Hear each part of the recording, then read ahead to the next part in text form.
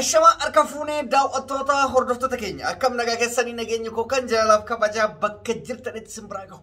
Egaan daawwattoota hordoftoota keenya guyyaa akka yerootti haala ajaa'ibsiisaa ta'een haala baay'ee qophii cimaa ta'een irreecha laga mormor jedhamuun beekamu har'a magaalaa Kaayirootitti irreeffama. Egaan qophiin ayyaanichaa haala ajaa'ibsiisaa ta'een Oromoon magaalaa Kaayiroo keessatti argamu tokko osoo lafatti nafin uffata aadaa gosoota hundaan faayamee bareedee Oromoo urgaa'ee miidhagee deemaa jira. Egaan har'a akkuma beekamutti tamsaasa kallattii achirraa isiniif dabarsaa qophii ayyaanichaa miidiyaaleen Oromoon qabdu guutuu achirratti argamee kan waraabamu miidiyaa OMN, Kush Miidiyaa, Bultum, AGM akkasuma Oromiyaa Elevans miidiyaan Oromoon qabdu guutuun biyya kana keessatti akka argamuun beektanii miidiyaaleen hundi argamanii guyyaa irraa qophii kana tamsaasa kallattis isinii dabarsuu danda'u waan ta'eef ayyaana kanan waliin qoodamaa irreecha haala ajaa'ibsiisaa ta'een osoo amantiin kutaadhaaf waliin qoodin dabarsuuf jirra jechuudha. Kanaaf mee isin akkamiin simattan egaa waan isiniif himu keessa uffannaa haala ajaa'ibsiisaa ani bareedee deemuun kanaa fi akkasuma uffata Oromoota Kaayiroo harka caalu diizaayinii cimaa godhee kan nuuf dhiyeessu diizaayinar aartist Meetii Jamamaa haala ajaa'ibsiisaa ta'een nu miidhagsitee jirti. Oromoonni Kaayiroo jirtan deemtanii achirraa bitachuu dandeessanii.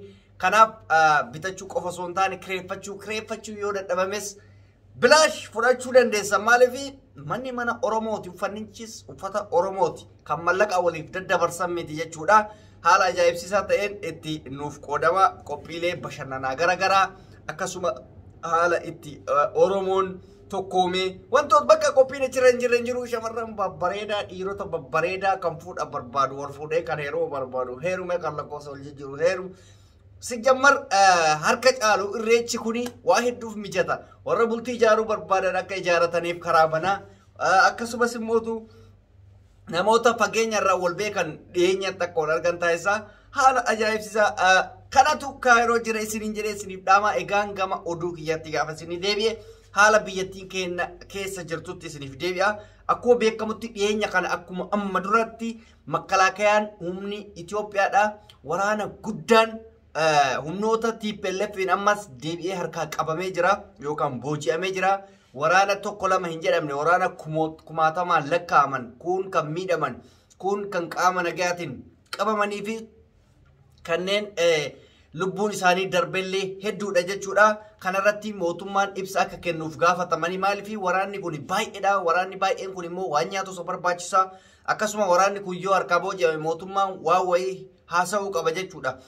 Sababa kanaa kan ta'e immoo haleellaa inni xiyyaara diroonidhaan Maqalee dha'uudhaaf yeroo sadii ol darbatee kaampii adda addaa rukutaa ture irratti hundeeffamuudhaan waraanni kun akka jiruun harkaa booji'ame. Waraana booji'ame kana akkuma beekamutti Tigraay irra deddeebiidhaan intarvii goote jechuudha. Intarviiwwan godhan kana irratti waraanni baay'ee bu'anii inni kun kan dirqamaan ergame jira. Inni kun immoo argite sobaan dhaadheessanii akka waan diinatitti isaan laalanii yookaan akka waan humna hin qabnetti isaan laalanii erganii rakkoo kanaaf isaan saaxilanii baay'ee waraana TPLF kana waan dinqisiifadhuun waan boodarra godhan hin beekuti yeroo intarvii godhan akka wanni tokko isaan irra hin geenye rakkinni addaa erga booji'amanii booda waan akkasiitu mul'ata.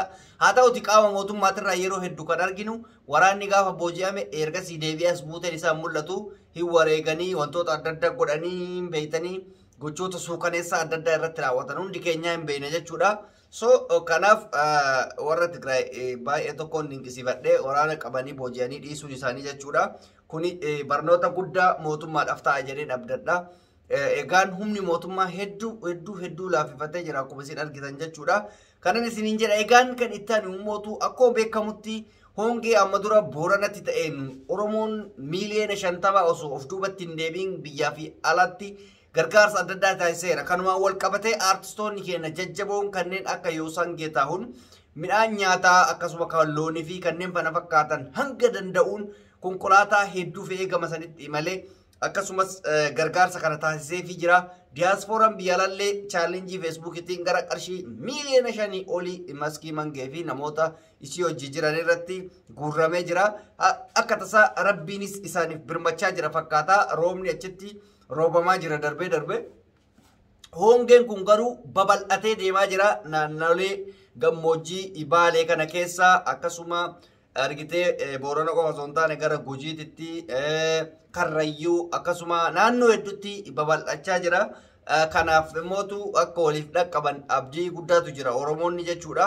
Hundi keessanuu akkuma beekamu asumaan osoo hin dabarfatin namoonni akka Taaddalaa Gammachuu akkasumas immoo artist Abbush Zallaqaa fi artistoonni birallee nama sadiin nyaata fi akkasuma wantoota gargaarsa barbaachisan guddaa taasisanii jira. Garuu asirratti qaamni mootummaa waa tokkollee hin dubbanne sababni inni dhiyeeffate maal inni rakkoo nageenya naannoo san jiruuf jecha mootummaan dhiyeessuu hin dandeenye waan kana jedhee kijiba ofii gannaqe. Kana jechuun isaa shaneen achi waan jirtuuf shaneen nu balleessiti waan jedhurraa sodaatanii gargaarsa kana kan taasisne dubbatan. Garuu kun dubbii kijibaati. Ummatuma san gargaaruu hin barbaanne malee yoo gargaaruu barbaade mootummaan qoree adda addaatiin namoota dhuunfatiin erguu danda'an, namoota akka artistootatiin erguu danda'an. Woboon dantaa jararraa hin qabdu.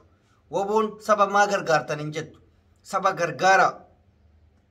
Saba kana cinaa dhaabbadha jetteetiniin kan bosona ta'e jechuudha. Garuu jarri immoo akka waan jarri achiisaan doorganii qaamni mootummaa sababa rakkoo nageenyatiif deeggarsa kana gochuu hin dandeenye odeessan jechuudha.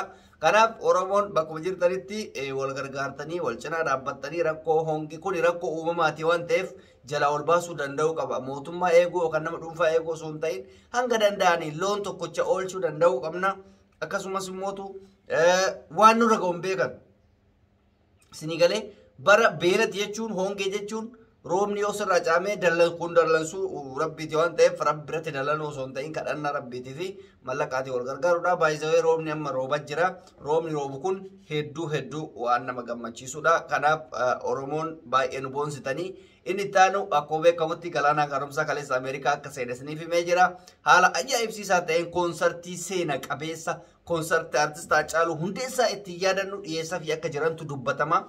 Kanarratti Oromoon Ameerikaa jiru tokkochi waan hafuuf fakkaatu. Oromoo Ameerikaa qofa osoo hin taane Oromoon naannawa sanitti argaman waan hafaa jiranii fakkaatanii. Sababni isaa koonsartiiwwan kun koonsartii seena qabeessaa iddoo tokko lama osoo hin taane kutaa Ameerikaa hunda keessatti deemamee koonsartiin kun godhamaa jira. Isin kan isinirraa eegamu hirmaannaa qofa achitti argamudha jechuudha. Wanta biraatti miti. Achitti gaafa argamtan tokkoffaa haamileen artistoota keenyaan qaa lammaffaa bu'aa isin achiibuuf tan suni isaa fi saba isaatti illee hin jijjiire jechuudha. Akkuma amma dura lataan koonsartii bareedaa magaalaalee Ameerikaa guututti gochaa jiru sanidha. Inni illee haaluma san fakkaatuun godhaa. Egaan daawwattoota hordoftoota keenyaa har'a ayyaana qabna waan ta'eef asumaan isin dhaamachuu barbaada. Dhumarratti ayyaanicha kennaa kallattiidhaan akka nurraa qoodamtan abdii qabnaa. Qophiilee bashannansiisoo tokko isiniif qabanna. Namoota gaafiif deebii adda addaa isinii goona. Namoota isin barbaadan babbareedoo hedduutu jira. Babbareedoowwan san irra yaada isiniif akka qoodan akkasumas immoo akka wal bartan abdii isinirraa qabaa. Turtii gaarii naaf qabaadhaa. Nagaan naa tura.